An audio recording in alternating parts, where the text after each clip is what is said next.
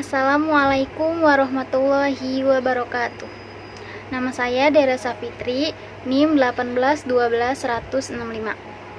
Saya dari kelompok 4 akan memaparkan materi tentang hakikat pengembangan kurikulum.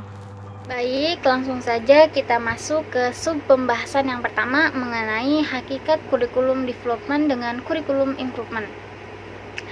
Kurikulum development atau pengembangan kurikulum hakikatnya yaitu proses penyusunan tentang isi dan bahan pelajaran yang harus dipelajari serta bagaimana cara mempelajarinya.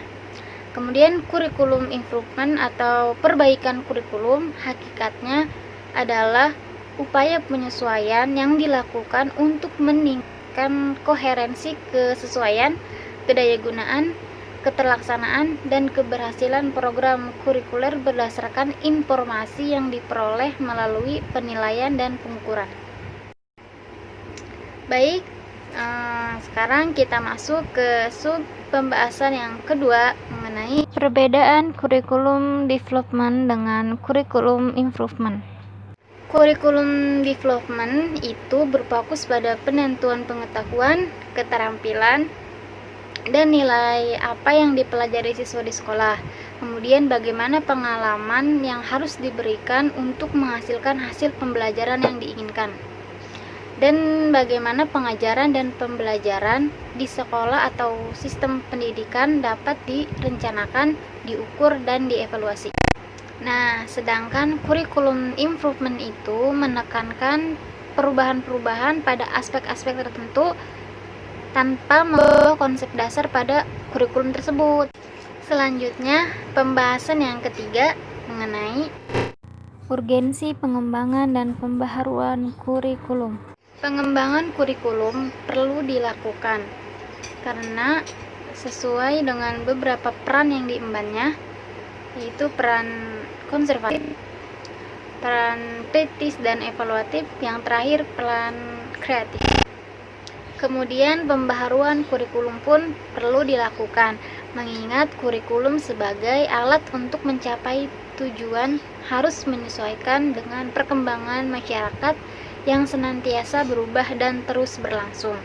Maka dari itu, jika masyarakatnya berubah, maka kurikulumnya pun harus disesuaikan.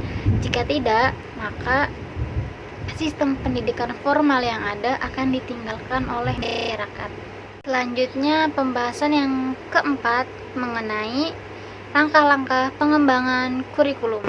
Langkah-langkah pengembangan kurikulum menurut Nana Shodi itu yaitu yang pertama identifikasi kebutuhan, yang kedua analisis dan pengukuran kebutuhan, yang ketiga penyusunan desain kurikulum, yang keempat validasi kurikulum atau uji coba dan penyempurnaan, yang kelima implementasi kurikulum, dan yang keenam evaluasi kurikulum. Selanjutnya pembahasan yang kelima yaitu strategi pengembangan kurikulum. Strategi pengembangan kurikulum meliputi 4 langkah, yaitu yang pertama merumuskan tujuan pembelajaran atau instructional objective. Yang kedua merumuskan dan menyeleksi pengalaman-pengalaman belajar atau selection of learning experiences. Yang ketiga mengorganisasi pengalaman-pengalaman belajar atau organization of learning experiences. Yang keempat mengevaluasi atau evaluating. Selanjutnya masuk ke sub pembahasan yang terakhir, yaitu faktor yang mempengaruhi pengembangan kurikulum. Menurut Nana Shodi, faktor yang mempengaruhi perkembangan kurikulum itu ada 3, yaitu yang pertama perguruan tinggi, yang kedua masyarakat, dan yang ketiga sistem nilai. Mengapa perguruan tinggi ini menjadi faktor yang mempengaruhi pengembangan kurikulum? Karena perguruan tinggi ini setidaknya memberikan 2 pengaruh terhadap kurikulum sekolah. Yang pertama, dari segi ilmu pengetahuan dan teknologi yang dikembangkan di perguruan tinggi. Yang kedua, dari segi pengembangan ilmu pendidikan dan keguruan serta penyiapan guru-guru lembaga pendidikan tenaga kependidikan atau LPTK seperti IKIP, FKIP, dan STKIP.